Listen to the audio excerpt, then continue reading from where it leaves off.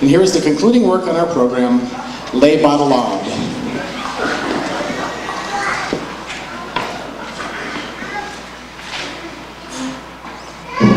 This is the story of how the St. Luke's Bottle Band began. The place is Park Ridge, Illinois. The time is 1978.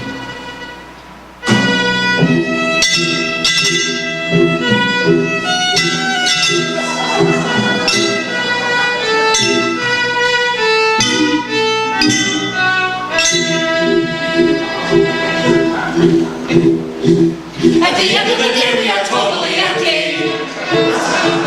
Everything that we carried inside us is gone. Now our downfall will begin. There is nothing to which we're entitled. We will soon be cast aside into a bin, and we'll all be recycled.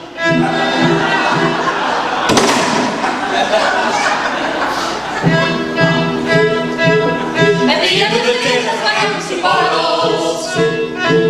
It's a terrible thing that we all have to face. When our contents are consumed, then we have to be very courageous, for we know that we are doomed. Unless somebody chooses to save us, that's unlikely to happen, but still, maybe somebody will.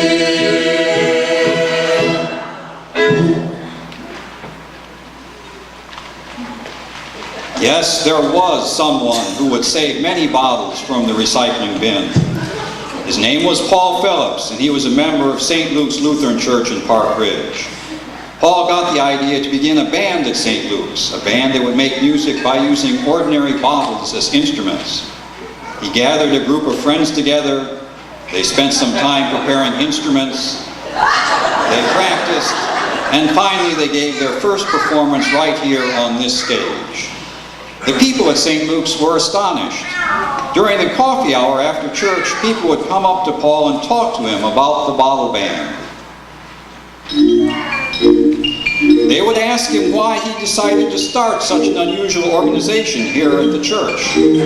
Paul would smile at them, take a sip of coffee, and this is what he would say. You ask why? Why did a bottle band get started here? What made me choose this rather odd career? What inspiration made me seek a path so different and unique? You ask why? It happened when I had a dream one night. It really was a most peculiar sight. A bottle with a human head came walking up to me and said, You must try. She told me I must try to find a way that bottles could be an abandoned play. She spoke with great sincerity, although she sounded nuts to me, and yet the more I thought it through, the more it started to make sense. And so I started saving instruments.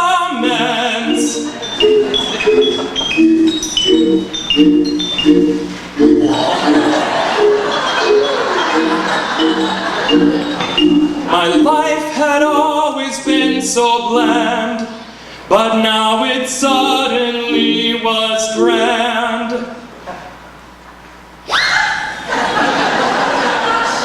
That is why there's a bottle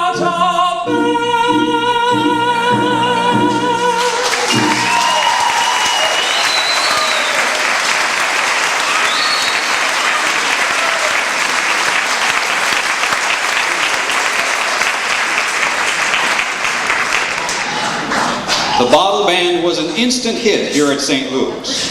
The group was asked to perform again, and so Paul added more members, and he wrote more songs for them to play.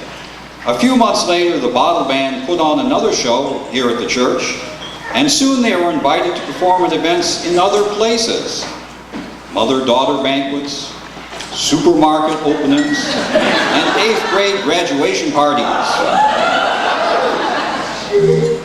They rehearsed almost every Friday night, and the unique sound of bottles being played could frequently be heard echoing through the halls of St. Luke's Church. Do you hear the bottles blow, blowing a song for you today? It is the music of an instrument that few decide to play. Will you join in our crusade, teaching the world to understand how to appreciate the sound of a bottle band? For the lower notes we use big bottles of sangria wine. For the higher notes the lining kugels do the job just fine. And then there's a blue nun whose tone we consider divine. Do you hear the bottles blow, blowing a song for you today? It is the music of an instrument that few decide to play. Will you join in our crusade, teaching the world to understand how to appreciate the sound of a bottle band? There is Moosehead, who we have to import from another land.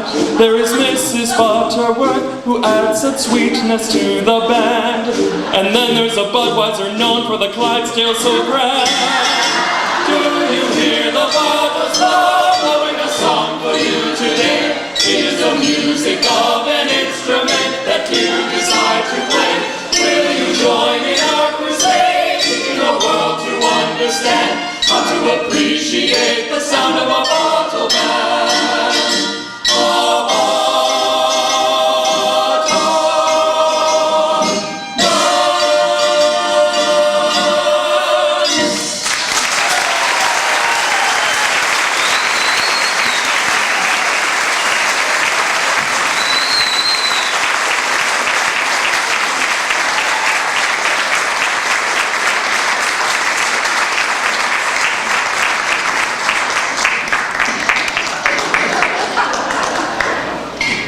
The fame of the bottle band continued to grow.